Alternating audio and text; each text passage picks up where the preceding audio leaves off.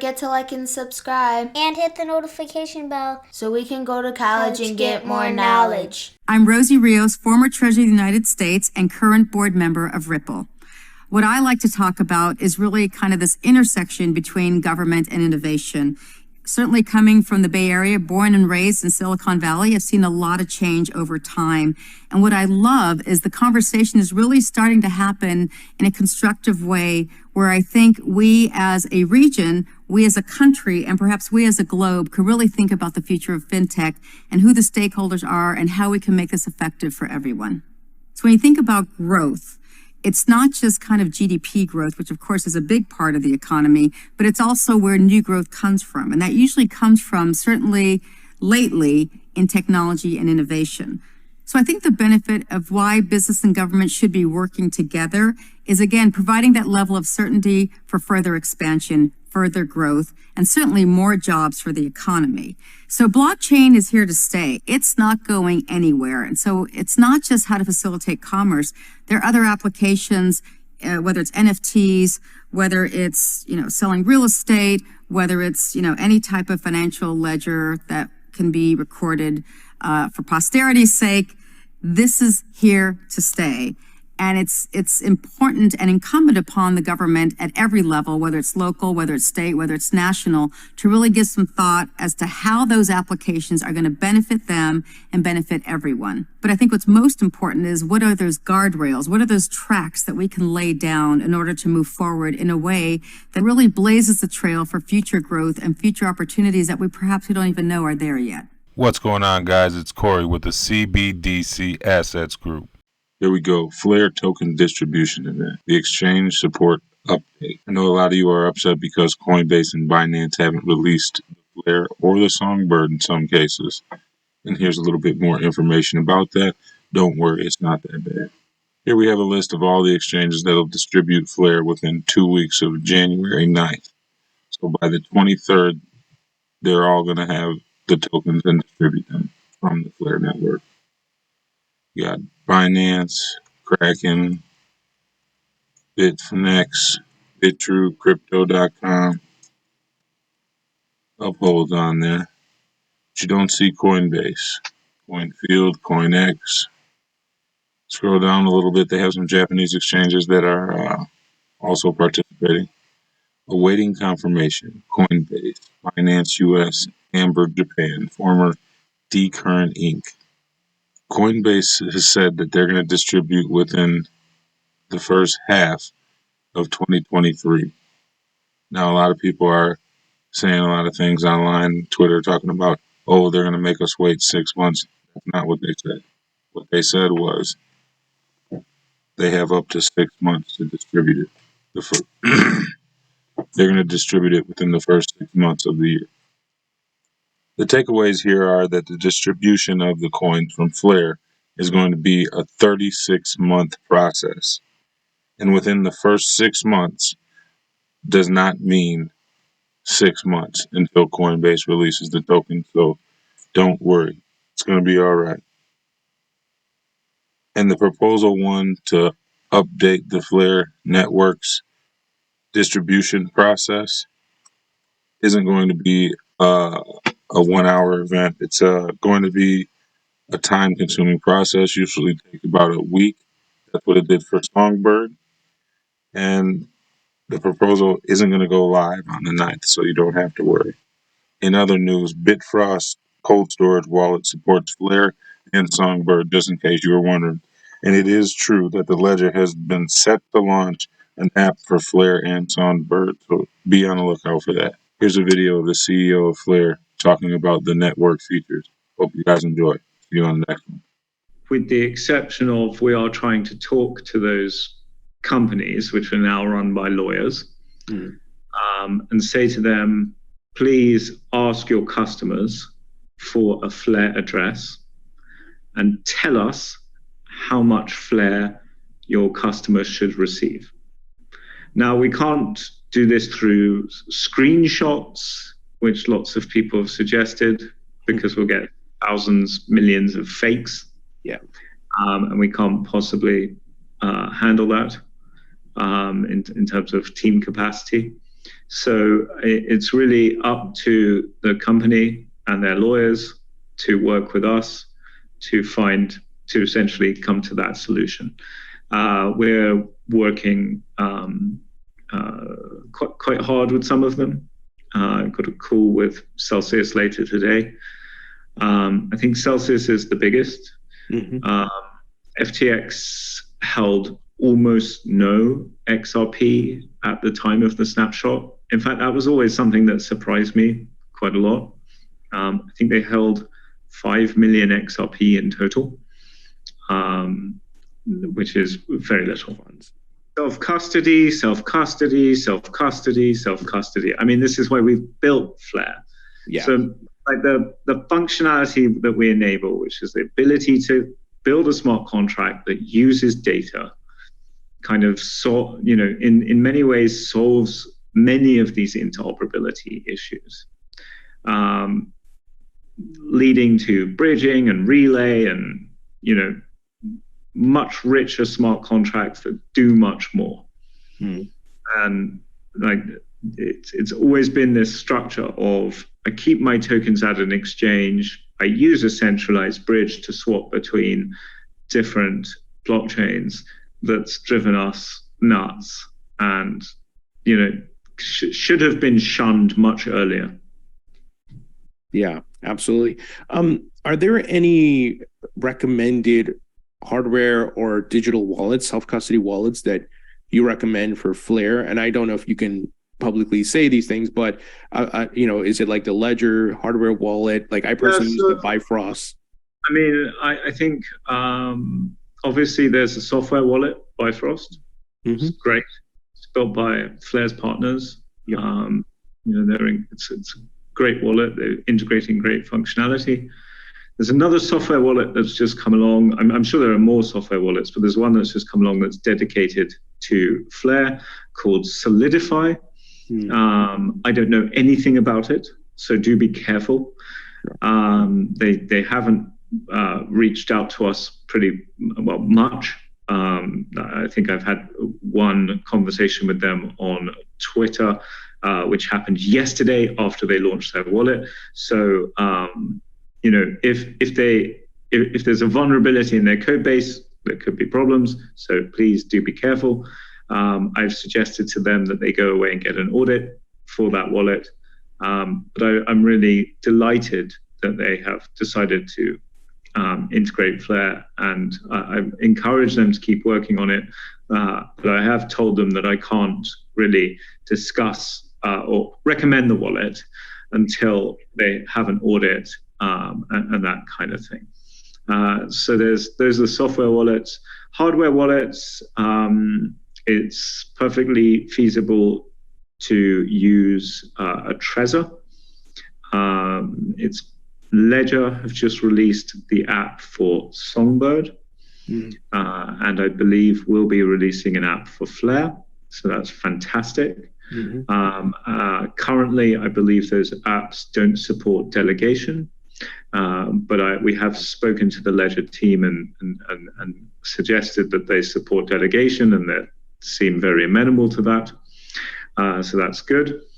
Then DeCurrent, which is another hardware wallet, do a very, very good job with their portal. But I'm not recommending any of these devices. Haven't done large amounts of due diligence on them. Please do your own due diligence. It's really important that people don't take it from me as to what device to use, because if it fails, I really don't want to be blamed for that. Yeah, absolutely. Everybody has to do their due diligence, do their own research, and make sure all the safeguards, the guardrails are all there. Personally, I've been using Bifrost and delegating my Songbird tokens and things like that. But yeah, self-custody, the way to go. So questions around Songbird came from the community. They want to know, with the Flare network launch, token distribution, what does that mean for Songbird and the future of Songbird? Yeah, I mean, Songbird's the long-term canary network for Flare. we recommend to all developers that they launch on Songbird first. Any applications from our partners that get a grant, we suggest they launch on Songbird first. So it has a long-term role. And secondly, and perhaps importantly, it's the first stage of any governance on Flare in the future, other than governance through the foundation. So the foundation can propose a vote directly to Flare, but the community, in order to sift through the votes, so let's say we had 1,000 community votes, none of those would get sufficient attention really to reach any threshold. So with Songbird, what we want to do is allow people to essentially delegate Songbird to a vote, and for the winning vote in what we call a governance period to then be passed up to Flare for a vote. This reduces the number of votes to essentially the votes that the community has coalesced around. We think that's a very important mechanism, and we think Songbird's a fantastic place to do it. There's a question that came up: when S assets? So I'm assuming that depends on the developers. So I think, yeah, it's really important for people to understand that the Flare Foundation is delivering the network on January 9th. And the network is what is delivered on January 9th, which is smart contracts, FTSO, and it has the state connector embedded in it. So anyone can start running the state connector from day one. So everything that is going to be delivered will be delivered on January 9th. There will be updates in the future through governance. There will be updates in future through the nodes. But what's delivered on January 9th is what Flare will be. And then, so that's the Flare Foundation. And then the Flare Foundation works with partners who want to build dApps on Songbird and Flare. And the F assets are a dapp. S assets are a dapp. So actually anyone can build them. That's really very important for everyone to understand. And I guess we can't really comment too much as the foundation on when a particular developer, now it's obviously a partner developer that's delivering the S assets, and then if the S assets are successful, the F assets, as the S assets would transition to F assets, given sort of enough testing time, so the developer would choose to test on Songbird and then transition it to Flare once they felt they had a workable model. But anyone could, in the meantime, actually intervene and grab that F asset code and launch it on Flare regardless. So that's an important thing to understand. So Foundation's delivering the network, partners are delivering the dApps, and we can't comment on when or if partners will deliver any specific dApp. Yeah, no, that makes sense. I know we're coming up on time, but I want to get your thoughts on, what's happening in the crypto market and the industry right now. It's been a wild 2022, obviously the FTX collapse and many other platforms. What's your take on the current state of the industry? Yeah, my take's really I'm quite sort of forthright about this. I think we've built something really cool in blockchain. But I think we've built basically one product. And this is actually the reason why Flare exists. That one product is essentially DeFi. Like, that's the main product of blockchain today. You've got DeFi, you've got NFTs, and then sort of other than Bitcoin, which is, arguably some kind of store of value, and maybe Doge, which I think is now long enough in the tooth, which is always surprising. I just saw the thing there. we've built DeFi. DeFi is an extremely well, at this point, extremely well thought out set of tools to create a financial system. And that financial system is being used broadly as a kind of alternative dollar-based payment system. Right? So it's like stable tokens, other tokens, borrowing, lending, trading, these kind of things. What we haven't seen is the wholesale usage of blockchain to do other things. And this is where I think a couple of things have happened. One, there's been malinvestment in blockchain. There's been investment in just an endless proliferation of bad ideas. And in some cases, bad technology. And in many cases, really bad people. So there's been a massive misallocation of capital. And I think that's prevented capital from being allocated to people that really want to use blockchain for something non-financial. It's been so easy to make money in DeFi, and so easy to make money by launching a new blockchain.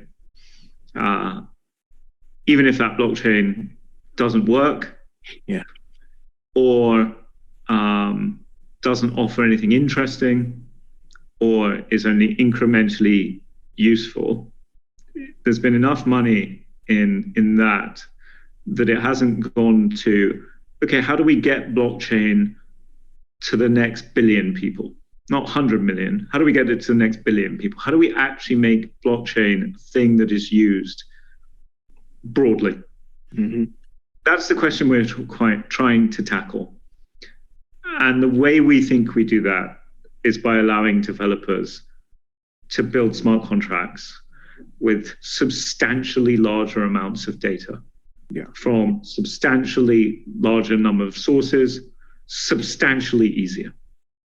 Like, it's the easy bit that matters, right? If we can make adding data to Flare and Songbird easy and fast, then I think you've got a real chance that we can reach billions of users. That's what matters to me. Like, decentralization's really nice, but if it's only a toy project, if it's only used by 100 million people, it doesn't stand a chance of changing the world. So that's kind of where I am. So that's where I feel the industry stands. Is we've got one fantastic product, DeFi. We have a very interesting product in NFTs. And I think I'm really excited to see where NFTs go. It's not just going to be art for the rest of time. There's a limit to how much more art there can be. But I'm excited to see where NFTs go. And I'm, in some ways, I can't say I'm happy that the bear market has happened. I'm definitely not happy that people have lost fortunes. But I am happy for the ability to focus on use cases that may actually allow our industry to reach a substantial number of people in the world. Yeah, that absolutely makes sense. And in the bear market is when a lot of building is done and the noise, it's far gone around price and hype and so forth. So yeah, to your point, I'm excited to see, what the next 2 to 4 years yield as a result of some of the bad actors being flushed out and actual builders, getting to do what they need to do. Well, I'd like bull markets to be when building happens as well. Sure. I'd like there to be, it's perhaps a naive hope, but it'd be quite nice if people stopped misallocating capital through greed. Yeah, well said. Any thoughts on how the Ripple SEC Ripple lawsuit is going? All eyes are on that. because folks are possibly anticipating some sort of conclusion in 2023. What are your thoughts around that? There are people much better qualified than I to comment on that. I have literally no idea what the resolution will be. I do want us as an industry to have clarity. Court cases don't necessarily give you clarity. Legislation gives you clarity. Even if the legislation appears to be swinging in the way of, in a direction that we don't want, but regardless, we need clarity.